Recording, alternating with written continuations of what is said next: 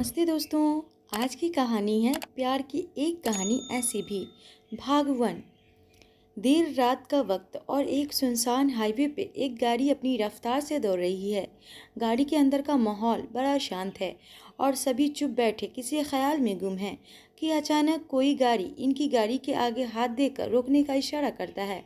रतन सिंह उस आदमी को देखता है और उसकी आंखों में चमक आ जाती है और वो ड्राइवर को गाड़ी रोकने के लिए कहता है। देव गाड़ी रोकने के लिए हाथ दिखाने वाला, वो हमारी गाड़ी ख़राब हो गई है। रतन आप हमारे साथ आ जाइए, बाकी सुबह किसी मैकेनिक को भेजकर गाड़ी मंगवा लीजिएगा। देव जी शुक्रिया और गाड़ी में आकर बैठ जाता है।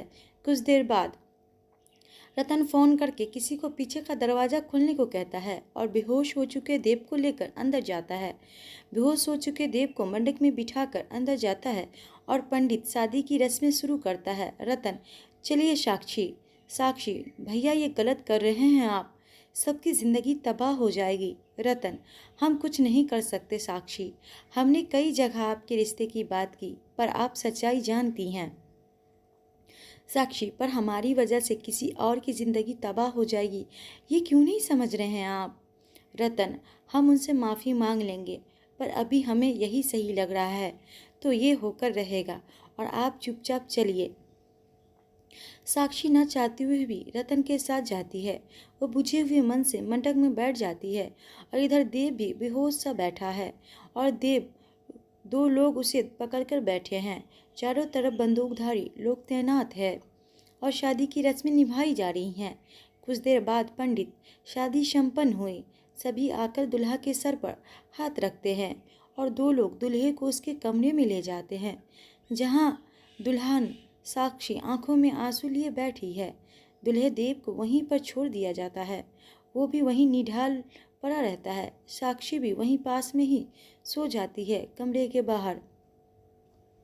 जब तक रतन के ताऊ को सारी बातें पता चलती और वो अपने लोगों के साथ आते तब तक शादी संपन्न हो चुकी थी। वो चाहकर भी अब कुछ नहीं कर सकते थे, बस वहाँ से गुस्से में रतन और उसके परिवार को धमकी देकर चले जाते हैं।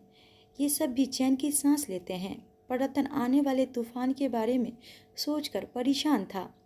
सुबह के समय देव के घर पर देव की माँ सुमित्रा देवी, आपको तो अपने बेटे की फिक्र ही नहीं है, रात से उसका फ़ोन ऑफ है, पता नहीं कहाँ है मेरा बेटा, कहीं किसी मुसीबत में तो नहीं फंस गया। देव के पापा किशोर शर्मा, अरे भाग्यवान, कैसी बात कर रही हो, दोस्तों के यहीं रुक गया होगा, हो सकता है उसका फ़ोन ऑफ हो गया हो। इतने में ही अमित, देव के बड़े भाई, माँ आप चिंता मत कीजिए, आता ही होगा देव। माँ बेटा तू ही देखना, कहीं पता नहीं चल रहा कहाँ चला गया है। अमित माँ कई बार पहले भी वो ऐसे ही रात रात भर दोस्तों के साथ रहता है, तो आप घबराइए मत। माँ तू भी ना बिल्कुल अपने पापा की तरह है, बिल्कुल भी दया नहीं है तेरे दिल में, मैं खुद जाती हूँ उसे ढूंढने। अमित आप बैठो, मैं देखकर आता हूँ उसके दोस्तों के घर पर।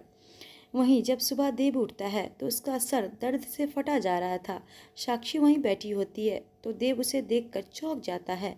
देव कौन है आप और मैं यहाँ कैसे आया, ये कौन सी जगह है। और ये कहते हुए वो बेड से उठ जाता है। साक्षी वो मैं आपकी पत्नी हूँ, कल रात हमारी शादी हुई है। देव क्या बकवास है ये। देव वहाँ से बाहर जाता है जहाँ पर सभी बैठे हुक्का धूक रहे थे, किसी को कोई फर्क नहीं पड़ता। देव वहाँ से बाहर की तरफ जाने लगता है पर गेट के पास उस बंदूकधारी गार्ड रोककर उन्हें अंदर जाने को कहता है, पर जब देव नहीं मानता तो उसे खींचकर अंदर ले जाते हैं। वहां पहुंचकर वो उन लोगों के चेहरे को ध्यान से देखने लगता है, फिर एक इंसान की तरफ जाकर, देव तुम तो वही हो ना जिससे कल रात हमने मदद मांगी थी हाईवे पर जब हमारी गाड़ी ख़राब हो गई थी, फिर हम यहाँ कैसे पहुँच गए और ये सब मुझे जाने क्यों नहीं दे रहे हैं। वो लड़की वो कह रही है हम उसके पति हैं, क्या ड्रामा है ये। वो आदमी रतन सिंह, देखो वो लड़की है साक्षी जो हमारी बहन है और अब तू उसका पति है। देव जोर से, क्या बकवास कर रहे हो तुम, दिमाग ठिकाने नहीं है क्या। और रही बात अगर नशे में हमने उसके साथ रात गुजार ली हो तो बोलो कितना पैसा चाहिए।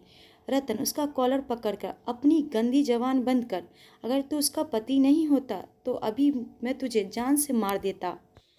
देव पर मैंने कब की है इससे शादी। रतन तू तो बड़ी जल्दी भूल गया। कल रात तो हुई है तुम दोनों की शादी। अब चल जा, तैयार हो जा, तेरी विदाई का वक्त आ गया है। देव, जिसके समझ में अभी भी कुछ नहीं आ रहा था, घर जाने की बात सुनकर खुश हो गया और फ्रेश होने चला गया और अपने कपड़े पहनकर वापस आया। देव, चलता हूँ रतन। फिर रतन, अपनी दुल्हन को तो साथ ले जा। देव, कौन सी दुल्हन और कौन सी शादी? रतन, तू भूल रहा है, कल रात ही शादी हुई है तेरी। देव, मैं ऐसी किसी शादी को नहीं मानता जो नशे में ज़बरदस्ती किडनैप कर कर की गई हो। रतन, देख, शादी तो हुई है तेरी, और अगर सलामती चाहता है अपनी तो इस शादी को अपनाना भी पड़ेगा तुझे, और बंदूक की तरफ तान देता है। देव, अगर ना अपनाए तो? रतन, सोचना भी मत, अगर तुझे उठा सकता हूँ तो किसी और को उठाना बहुत मुश्किल नहीं होगा। समझ रहा है ना तू? देव समझ जाता है कि क्या कहने की कोशिश कर रहा है रतन। वो चुपचाप फिर साक्षी को वहाँ से लेकर चल पड़ता है। पूरे रास्ते वो चुप रहता है। घर पहुँचने पर साक्षी को दुल्हन के लिबास में देखकर, सुमित्रा जी, देव तुझे शादी करनी ही थी तो बता देता, हम तेरी शादी वैसे ही करवा देते। इसके लिए यूं गायब रहने की क्या ज़रूरत थी? देव, माँ बात तो सुनिए आप। अमित, भाई कॉन्ग्रेचुलेशन, अब अंदर लेकर जा इनको। देव, बात तो पूरी सुनिए भाई मेरी। सुमित्रा जी, तू चुप कर, हमेशा अपनी मर्जी करता रहता है, हमें बता तो देता, हम कौन सा मना करते तुझे। देव गुस्से में, जब सुननी ही नहीं है तो क्या फ़ायदा बताकर, और वहाँ से चला जाता है। इतने में देव की भाभी रिया शर्मा एक लोटे में चावल लेकर और एक बर्तन में पानी में लाल रंग घोलकर लाती है।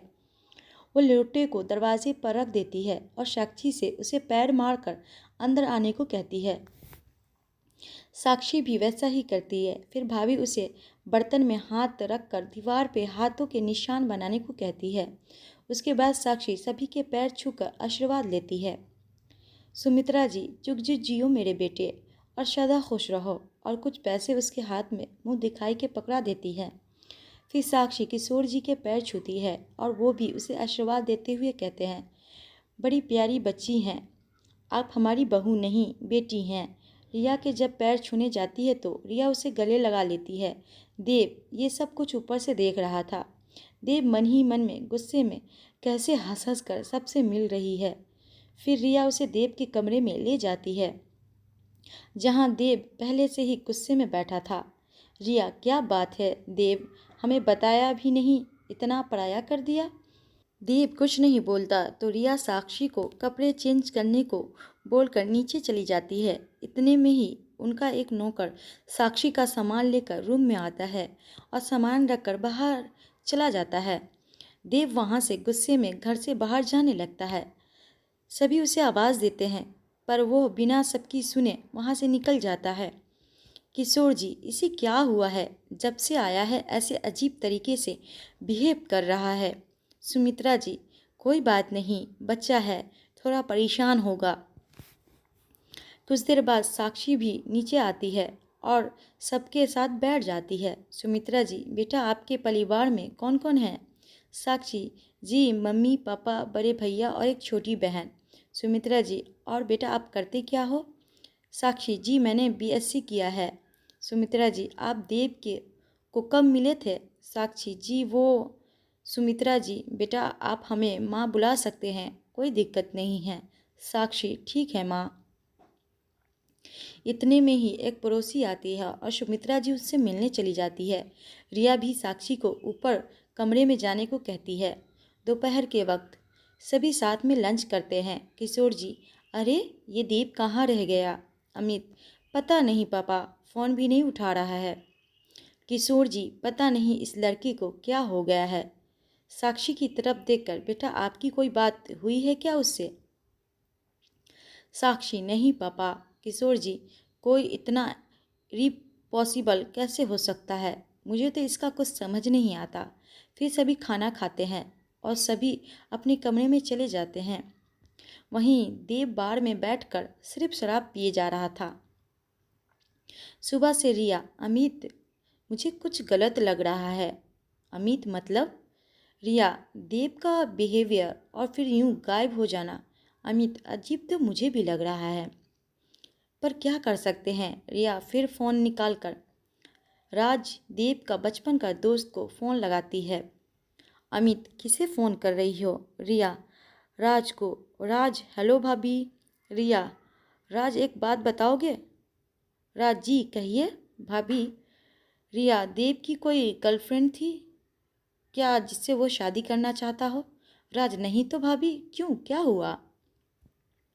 रिया उसे सब बात बता देती है, जिसे सुनकर राज काफ़ी हैरान हो जाता है, क्योंकि देव की कोई गर्लफ्रेंड नहीं थी, और होती भी तो शादी वो भी बिना किसी को बताए ये संभव ही नहीं था। राज, भाभी मैं पहले देव से बात करूं, फिर करता हूं कॉल आपको। राज फिर देव को कॉल करता है। देव उसे एक बार में बुलाता है। कुछ देर बाद राज वहां पहुंच जाता है। राज, कितनी पी ली है, शक्ल देख अपनी। देव, छोड़ना यार, ये बता पिएगा? राज, नहीं भाई, और अब तू भी नहीं पिएगा, चल घर चलते हैं। देव, नहीं, अब उस घर में वो है, मैं नहीं जाना चाहता। राज, साले बिना बताए शादी कर ली और अब वो है तो जाना नहीं चाहता। देव, आज के बाद बोल बोल मत दियो, बात पूरी पता नहीं है और बक बक किसी को समझ ही नहीं आ रहा है कुछ। और गुस्से में वेटर को बोलकर ड्रिंक ऑर्डर करके जल्दी लाने को कहता है। वेटर ड्रिंक लाता है, एक ही सांस में पी जाता है। राज, भाई आराम से बताएगा, अब क्या बात है? देव, छोड़ यार, जा उसके पैर छू ले पहले। राज, अब बोल ना। देव उसे सारी बात बता देता है, जिसे सुनकर राज का मुंह खुला का खुला रह जाता है। वो वेटर को दोनों के लिए ड्रिंक लाने को बोलता है, और वेटर को ड्रिंक लाते ही उसे एक सांस में ख़त्म कर देता है। देव, क्या हुआ, झटका लगा ना? राज, भाई इतनी बड़ी बात हो गई और तूने बताया भी नहीं। देव, अभी कार्ड छपवा कर पूरे शहर को बता देता हूँ, है ना? राज, अब क्या करेगा? देव, वही तो समझ नहीं आ रहा। राज, पहले घर चल, वहाँ पर बात करते हैं सबसे, फिर देखते हैं। देव, कोई सुनने को तैयार ही नहीं है। राज, चल तो सही। और फिर दोनों देव के घर पहुँचते हैं, जहाँ सभी हॉल में बैठे दोनों का इंतज़ार कर रहे थे। सभी उसी वक्त वहीं थे और साक्षी एक कोने में खड़ी थी। किशोर जी, देव तू शराब पी कर आया है? और उसे एक चांटा जड़ देते हैं। देव, मरिए और मरिए पापा, और रोते रोते अपने पापा के गले लग जाता है। किशोर जी, क्या हुआ बेटे, आप रो क्यों रहे हैं? कोई परेशानी नहीं है बेटा, हमें बिल्कुल बुरा नहीं लगा कि आप शादी कर ली, तो उसी के बारे में बिल्कुल मत सोचिए। देव पापा, अपने बेटे पे इतना भी विश्वास नहीं कि आपसे बिना पूछे हम कोई कदम नहीं उठा पाएंगे। किशोर जी, तो बेटा बात क्या है? देव उन्हें सारी बात बता देता है, गाड़ी खराब होने से लेकर सुबह घर पहुंचने तक की, जिसे सुनकर सभी दंग रह जाते हैं और साक्षी अपना सर झुकाकर खड़ी रहती है। आखिर क्यों रतन सिंह ने अपनी बहन साक्षी की शादी देव से ज़बरदस्ती करवाई थी? आप लोग भाग 2 में देखिएगा, और भाग 2 आपको जल्द ही मिल जाएगा। धन्यवाद।